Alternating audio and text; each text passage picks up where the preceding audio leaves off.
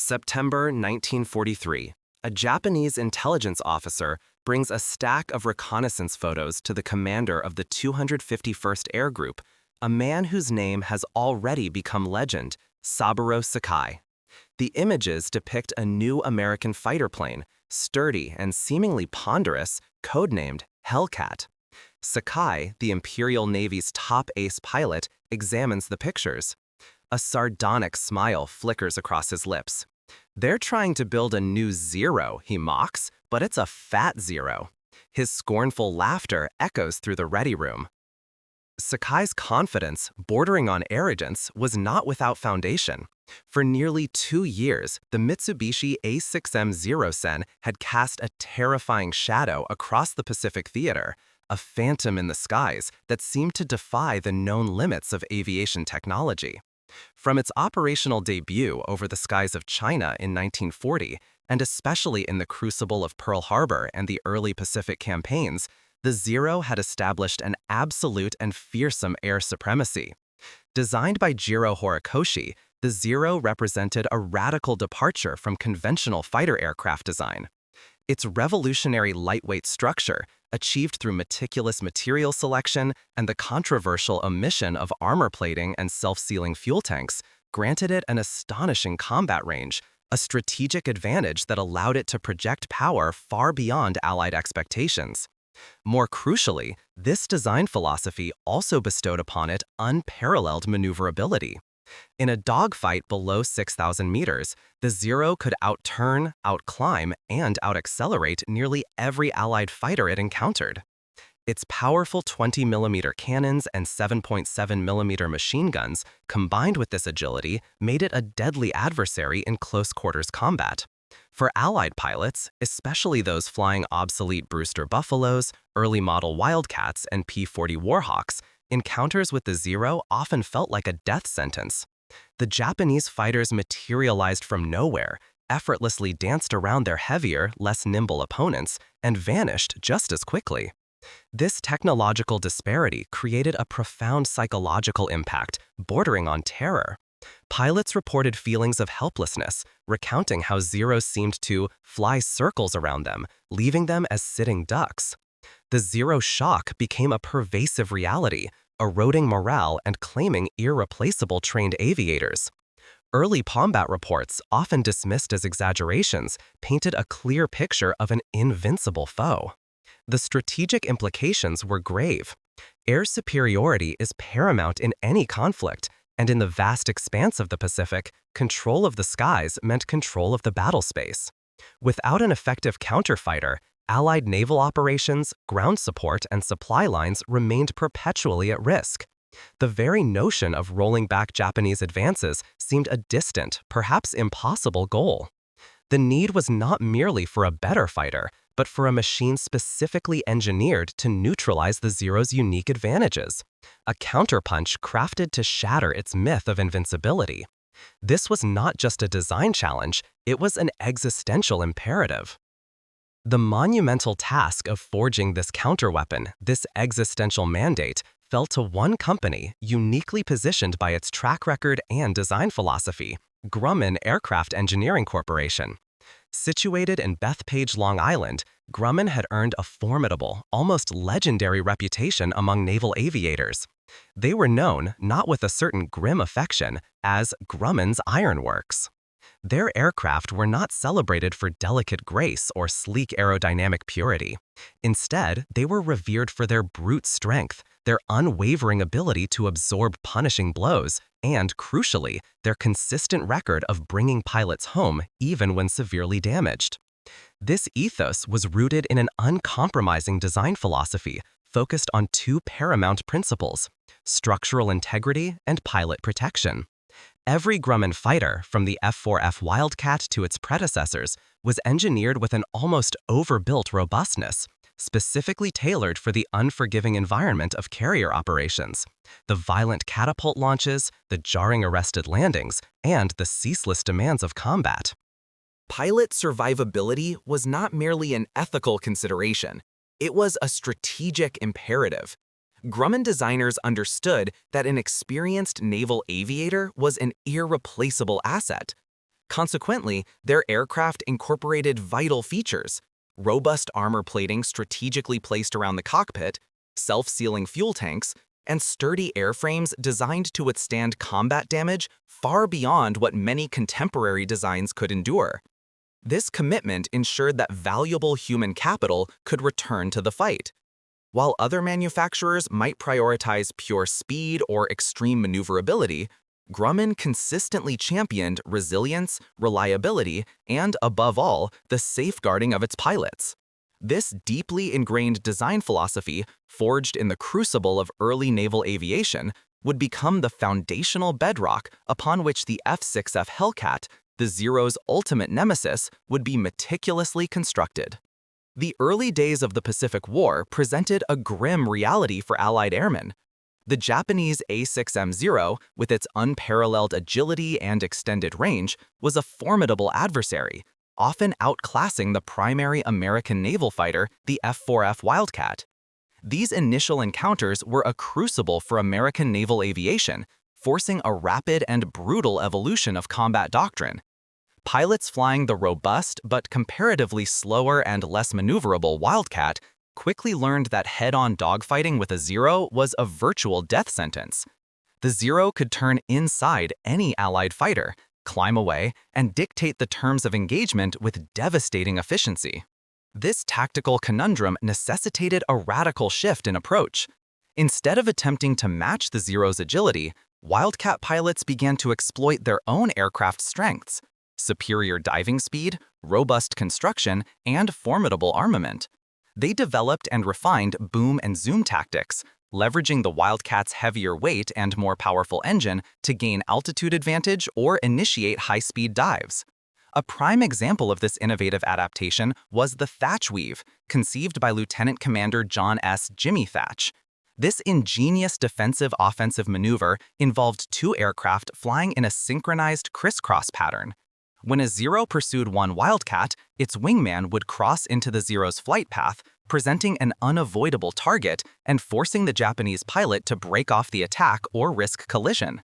This simple yet effective tactic dramatically increased Wildcat survivability and even allowed them to score kills against the more agile Zeros. Beyond developing new tactics, the war's early stages provided invaluable intelligence.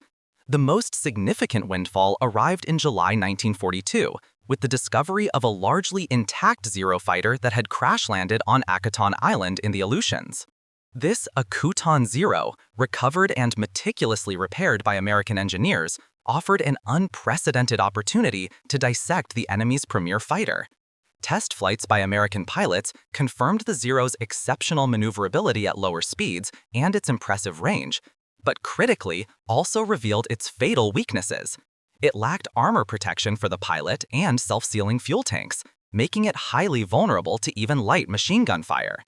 Its lightweight construction, while contributing to its agility, meant it could not withstand high-G maneuvers at speed with structural strain, and its dive speed was notably inferior to Allied designs.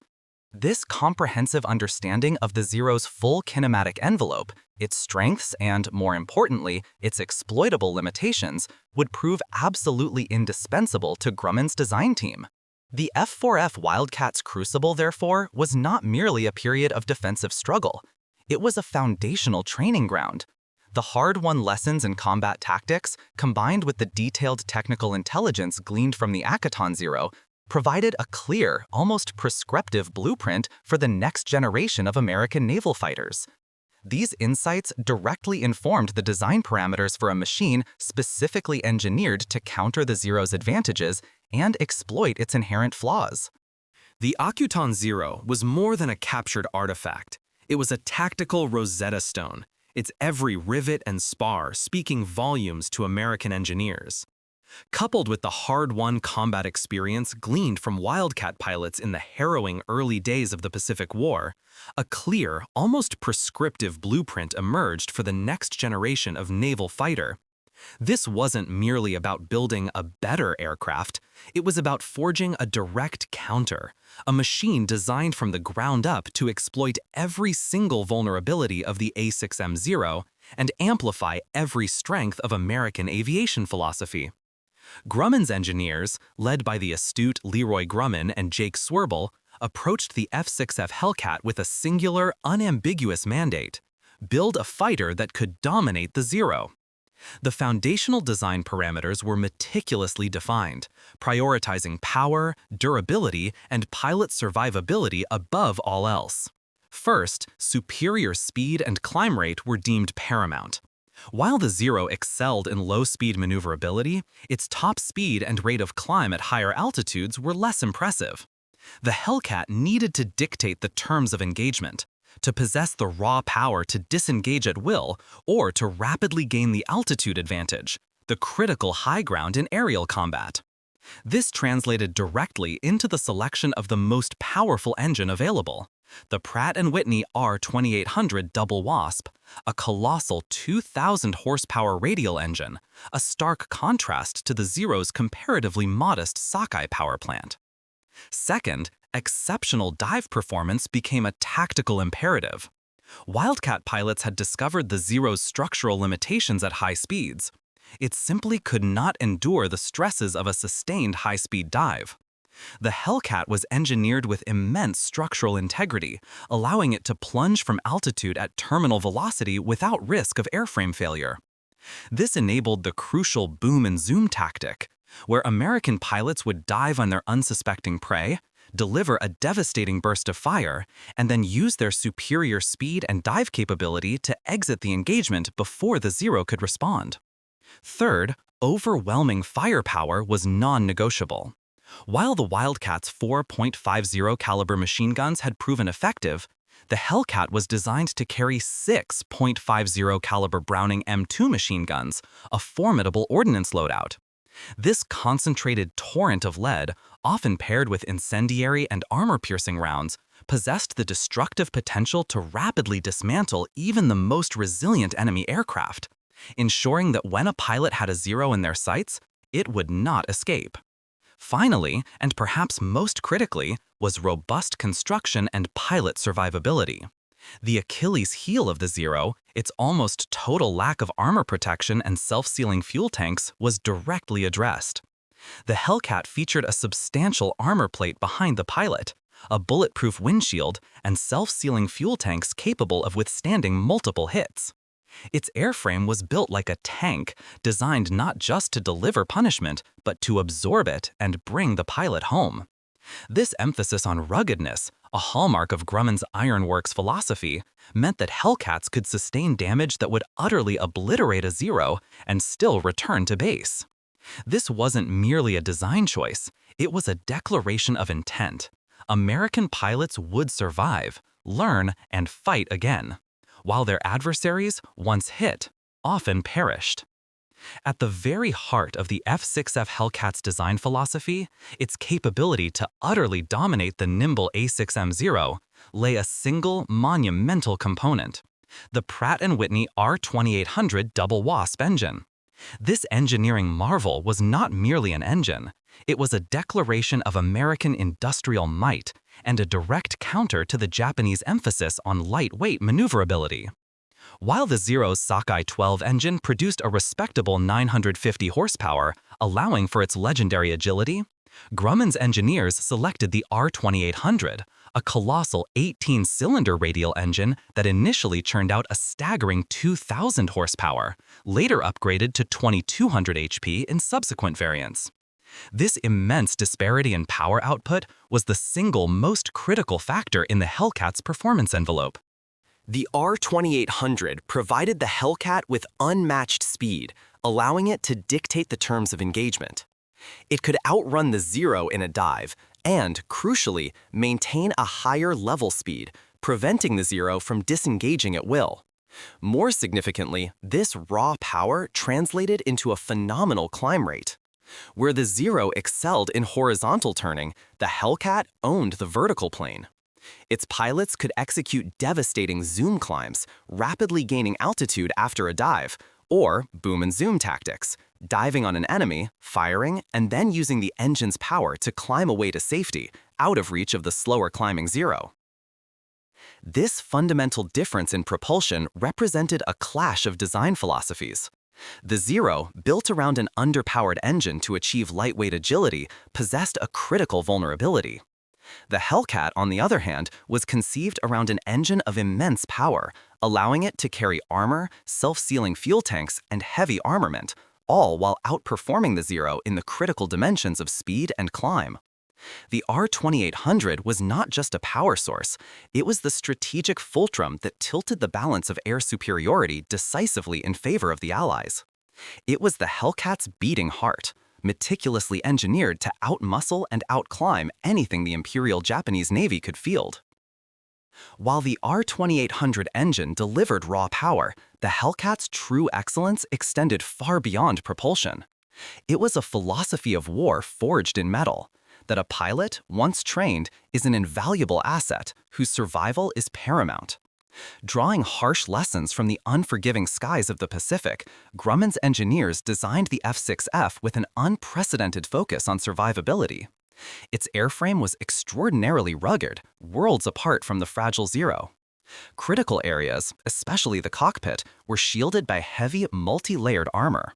A substantial 210-pound steel plate guarding the pilot's back, head, and vital organs.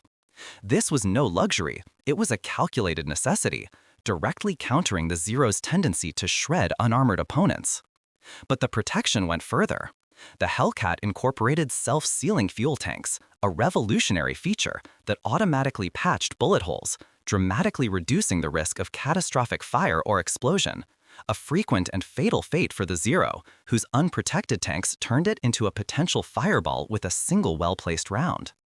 This comprehensive protection system meant a Hellcat could absorb significant battle damage and still return its pilot to the carrier or airfield, often riddled with holes, yet structurally intact.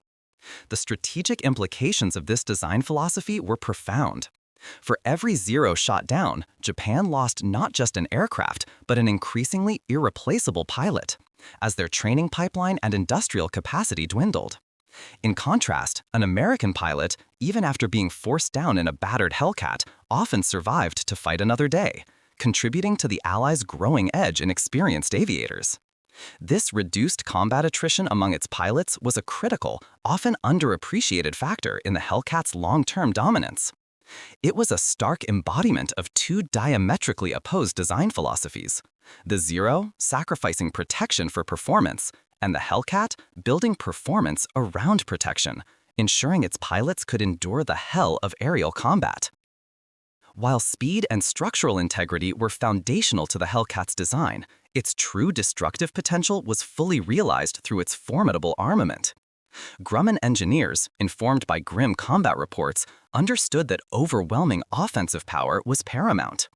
The F6F was thus equipped with 6 wing-mounted .500 M2 Browning machine guns, 3 in each wing, designed to unleash a concentrated torrent of lead upon its adversaries.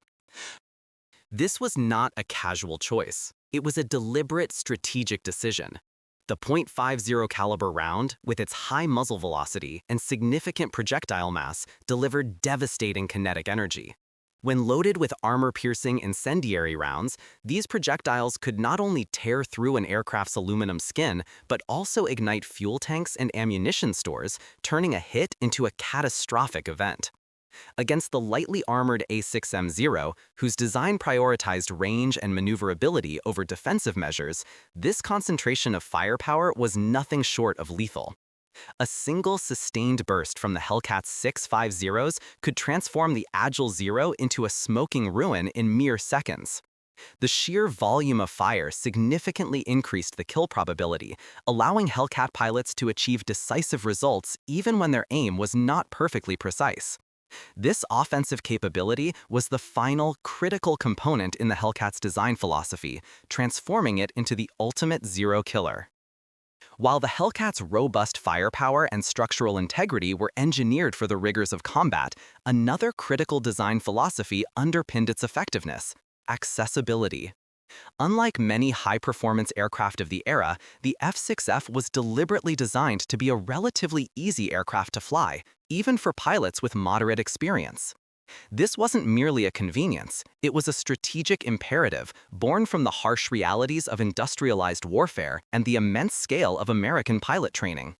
Grumman engineers understood that the United States' vast training pipeline would produce a large volume of pilots, many of whom would enter combat with fewer flight hours than their pre-war counterparts. The Hellcat was therefore built with forgiving flight characteristics, a stable gun platform, and an intuitive cockpit layout that minimized pilot workload. Its wide-track landing gear, though adding weight, greatly simplified carrier landing, a notoriously challenging aspect of naval aviation.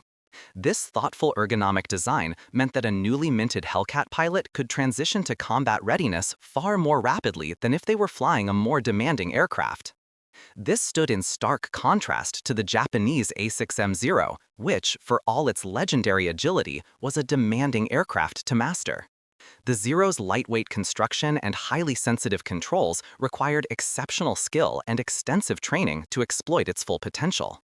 Japanese pilots, particularly those from the pre-war and early war periods, were indeed masters of their craft, possessing thousands of flight hours and refined aerial combat techniques. However, this artisanal approach to pilot development was inherently limited. As the war progressed and attrition rates soared, Japan's ability to replace these highly skilled veterans with pilots of comparable experience plummeted. The Hellcat, by design, leveled this playing field. It allowed the United States to leverage its industrial might, not just in aircraft production, but in pilot generation. An average American pilot, trained for efficiency and equipped with a forgiving, powerful aircraft, could quickly become an effective combatant against a Zero pilot who, while potentially more individually skilled, was increasingly constrained by an aircraft designed for an earlier, less brutal phase of the conflict. This difference in design philosophy, catering to the realities of pilot supply and training, became a decisive factor in the aerial attrition struggle, transforming the F6F from merely a powerful fighter into a systematically superior weapon of war. But even the most brilliant design remains a mere blueprint without the capacity to forge it into existence on a colossal scale. The F6F Hellcat's journey from drawing board to undisputed aerial dominance was intrinsically linked to Grumman's efficient manufacturing processes and America's unparalleled industrial capacity. Grumman, affectionately known as the ironworks of the Navy, had cultivated a reputation for robust, practical designs that prioritized ease of production as much as combat effectiveness.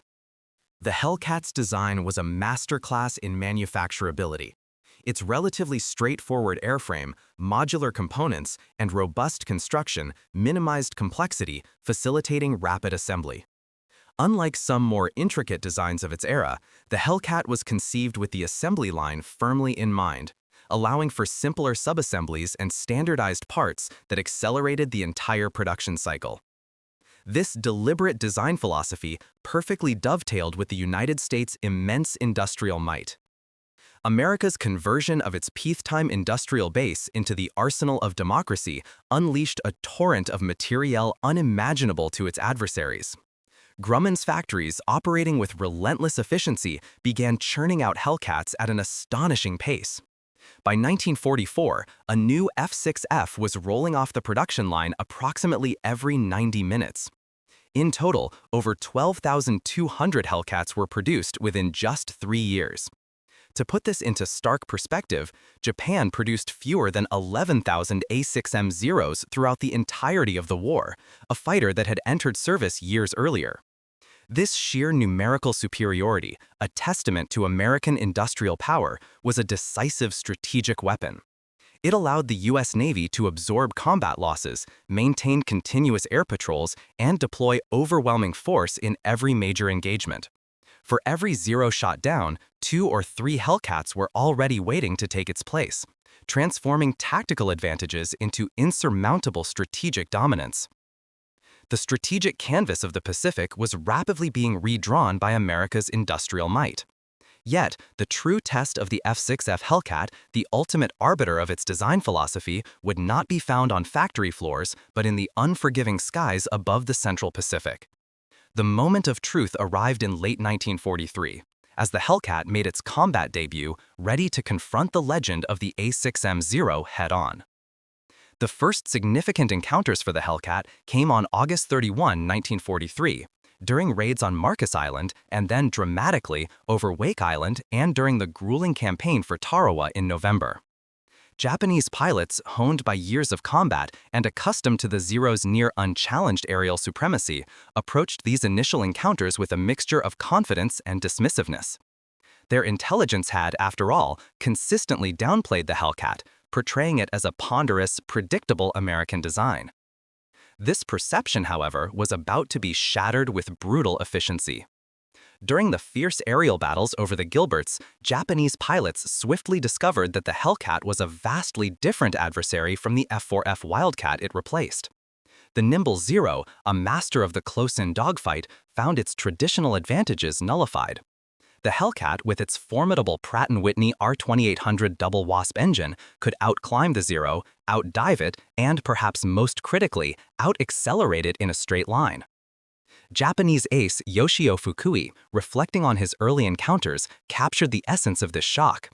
He observed that while the Zero could still outturn the Hellcat in a protracted horizontal engagement, American pilots were not engaging in such battles. Instead, they employed tactics built entirely around the Hellcat's strengths, the devastating boom and zoom. Hellcat pilots would gain altitude, dive on their unsuspecting targets, unleash a torrent of .50 caliber machine gun fire, and then use their superior speed and climb rate to disengage and regain a position of advantage, often before the Zero pilot could react effectively. This was a radical departure from the swirling, balletic dogfights that had characterized earlier Pacific air combat. Furthermore, the Hellcat's robust construction and self-sealing fuel tanks surprised Japanese pilots with their resilience. Zeros, designed with an emphasis on lightness and maneuverability, often lacked armor and defensive capability, making them vulnerable to sustained fire.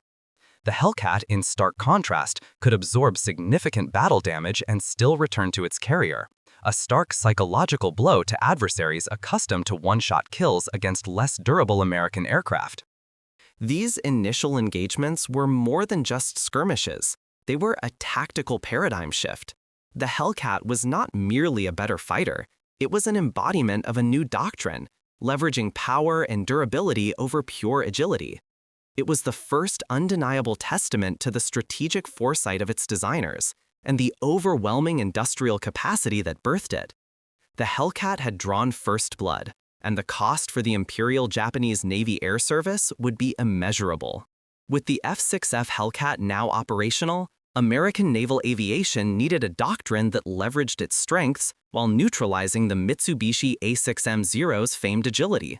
The answer was found in a simple yet devastating tactical approach: the boom and zoom.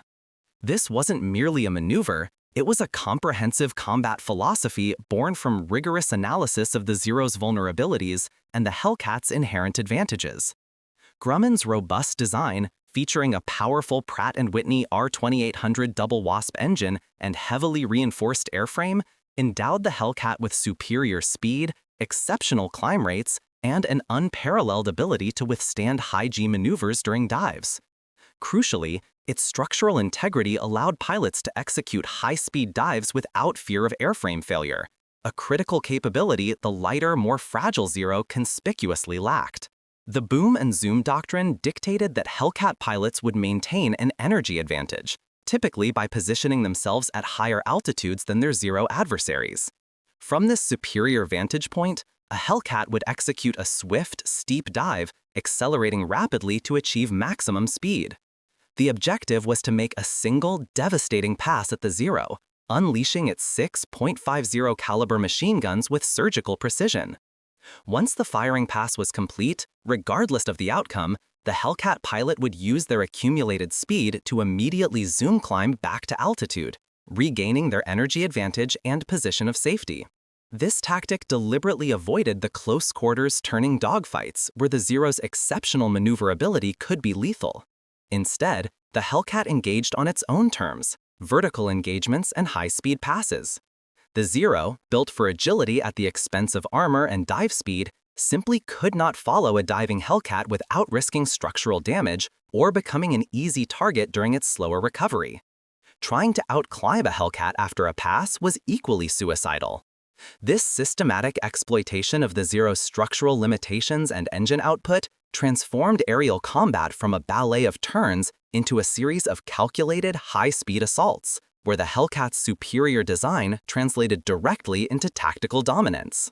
By June of 1944, as American forces pressed deeper into the Pacific, the strategic importance of the Mariana Islands became paramount, setting the stage for one of the most lopsided aerial engagements in naval history, the Battle of the Philippine Sea, infamously known as the Marianas Turkey Shoot.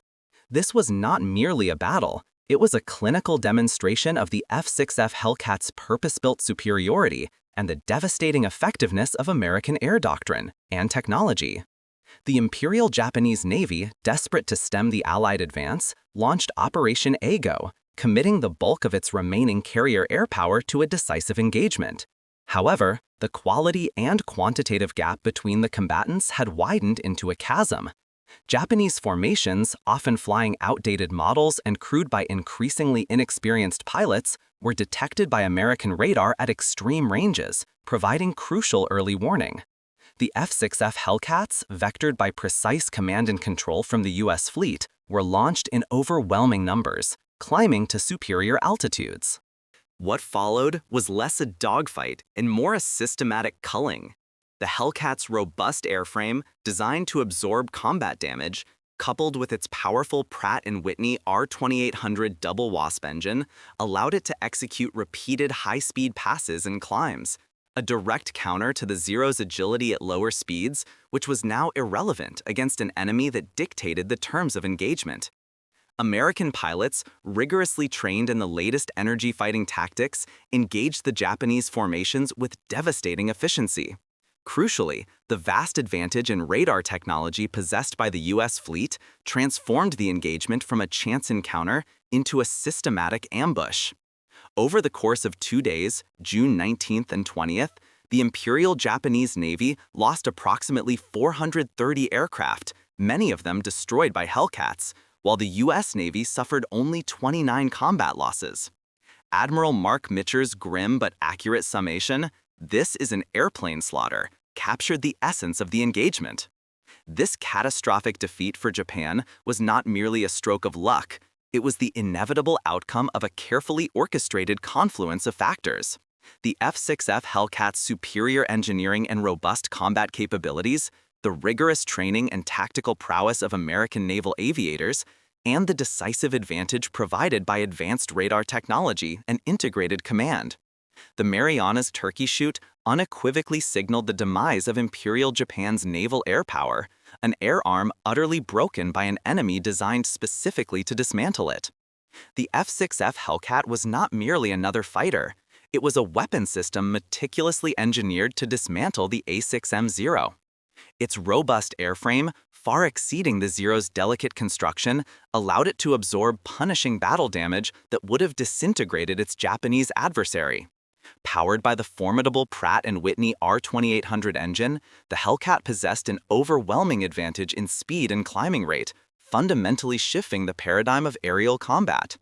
This power enabled the American pilots to consistently employ boom and zoom tactics, a devastating strategy where they would dive from altitude, unleash their 6.50 caliber machine guns, and then use their superior speed and climb rate to disengage and regain altitude, ready for another pass. The Zero, built for agility at lower speeds, simply could not counter this relentless cycle of attack. This technological superiority was amplified by a sophisticated tactical doctrine which emphasized energy management and team coordination, often guided by advanced radar systems that provided early warning and vectoring. The Hellcat pilot, protected by armor and self-sealing fuel tanks, could engage with a confidence born of survivability, a stark contrast to the Zero's vulnerability. The cumulative effect on Japanese pilots was profound and devastating. Their initial dismissive laughter at the Hellcat's perceived clumsiness quickly turned to grim realization, then to despair. The sheer relentless effectiveness of the American machine, combined with the dwindling quality of Japanese pilot training and the industrial chasm in aircraft production, created an inescapable psychological torment. This pervasive sense of helplessness and impending doom became known among some as Hellcat psychosis. With conventional air-to-air tactics proving increasingly futile against the Hellcat's dominance, the Japanese command was driven to desperate measures. The ultimate manifestation of this strategic collapse was the organized deployment of kamikaze attacks, a tragic testament to the Hellcat's overwhelming superiority. When even the most skilled pilots in their most agile aircraft could no longer stem the tide, the only remaining option was to turn the pilot and their aircraft into a guided missile, a stark and brutal admission of the Hellcat's designed outcome, the systematic elimination of the Zero and, by extension, Japanese air power. The F6F Hellcat, emerging from the crucible of early Pacific air combat, was not merely an incremental improvement. It was a deliberate, strategic countermeasure, engineered with a singular, devastating purpose. Its design philosophy, rooted in ruggedness, immense power, and pilot survivability, stood in stark contrast to the Zero's elegant yet fragile agility. This was the triumph of industrial analysis and systematic engineering over the singular brilliance of an individual design and the valor of its pilots. With over 12,200 aircraft produced in just over 2 years, Grumman's Ironworks delivered a staggering average of 425 Hellcats per month, ensuring an insurmountable numerical superiority that compounded its technological edge. This relentless output, combined with rigorous pilot training and tactical innovation, created an aerial juggernaut that systematically dismantled Japanese air power. The statistics speak for themselves. The Hellcat accounted for an astonishing 75% of all aerial victories by the U.S. Navy and Marine Corps in the Pacific. Its overall kill-to-loss ratio against Japanese aircraft hovered around 19-1, an almost unimaginable figure that underscored its lethal efficiency. Legendary aces like David McCampbell, with 34 confirmed kills, found their mount to be not just a fighter, but an extension of their will in the deadly skies above the Pacific. But the Hellcat's legacy extends beyond mere numbers. It symbolized a profound shift in the nature of air combat, from duels of individual skill to the dominance of integrated systems, where robust aircraft design, advanced radar, coordinated tactics, and industrial capacity converged to create an overwhelming force. It was the ultimate expression of American strategic thinking, an aircraft designed not to merely win fights, but to break the enemy's aerial combat capability entirely. In the annals of naval aviation, the F6F Hellcat stands as one of the most successful carrier-based fighters ever conceived. It was the hunter, the instrument of attrition, born from necessity and forged in the very fires of conflict to address a specific, existential threat. Its enduring impact lies not just in its formidable kill ratio, but in its role as a testament to the power of meticulous analysis, industrial might, and strategic foresight in shaping the course of history. It was, truly, the design of hell for its adversaries and the harbinger of victory for the Allies.